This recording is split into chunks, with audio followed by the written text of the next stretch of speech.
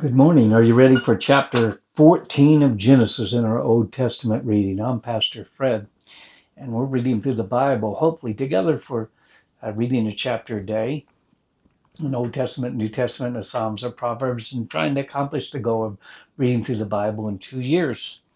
To accomplish that today, we're going to read Genesis chapter 14. It's got a lot of names of cities and kings, so bear with me. We do these on one take, so we do the best we can to get all these words. So here we go. Pull up your Bible, say a little prayer, and let's read together.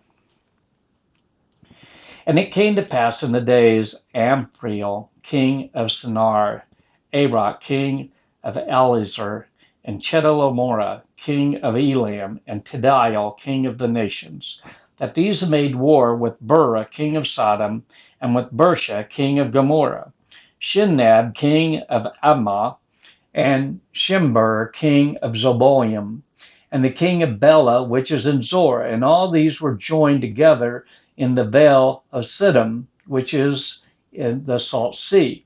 12 years they served Chedorlaomer, and in the 13th year they rebelled. And in the 14th year came Chedorlaomer and the kings that were with him, and smote the Rephaims, and Ashtaroth Karnaim, and Zuzims in Ham, and Ems in Shaveh Kiriathaim, and the Horites in their Mount Seir, into El Paran, which is into the wilderness. And they returned and came into En Mishpat, which is Kadesh, and smote all the country of the Amalekites, and also the Amorites, and dwelt in Hazon Tamar. And there went out the king of Sodom, and the king of Gomorrah, and the king of Admah, and the king of Zeboim, and the king of Bela, and the same is of Zor. And they joined the battle with them in the vale of Siddim. And Chedorlaomer, the king of Elam, and Tidal, king of the nations, and Amphrael, king of Shinar, and Arok, king of Eliezer, 4 kings and 5. In the vale of Siddim, the king of the slime pits, and the kings of Sodom and Gomorrah fled and fell there. And they that remained fled to the mountains. And they took all the goods of Sodom and Gomorrah, and all their victuals, and went their way. And they took Lot, Abram's brother's son, who dwelt in Sodom, and his goods, and departed. And there came one that had escaped, and told Abram the Hebrew, for he dwelt in the land of Mamre, and the Amorite, the brother Eshcol, and the brother of Aner, and these were confederate with Abram. And when Abram heard that his brother was taken captive, he armed and trained servants born in his own house, 318, and pursued them into Dan.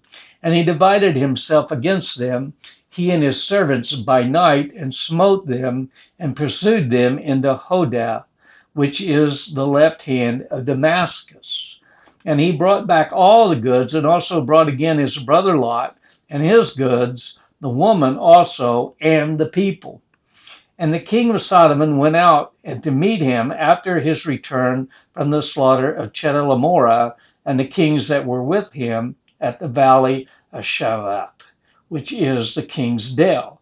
And Melchizedek, king of Salem, brought forth bread and wine, and he was the priest of the Most High God. And he blessed him and said, Blessed be Abram of the Most High God, possessor of heaven and earth. And blessed be the Most High God, which hath delivered thine enemies into thy hand. And he gave him tithes of all. And the king of Sodom said unto Abraham, Give me the persons, and take the goods to thyself. Abram said unto the king of Sodom, I have lifted up my hand unto the Lord, the Most High God, the possessor of heaven and earth, that I will not take from a thread even a shoe latchet, and that I will not take anything that is thine, lest thou shouldst say, I have made Abram rich, save only that which the young man have eaten, and the portion of men which went with me, Anar, Eshcol, and Marie, which them take their portions. Wow, may God add his blessing to the reading of his word. God bless.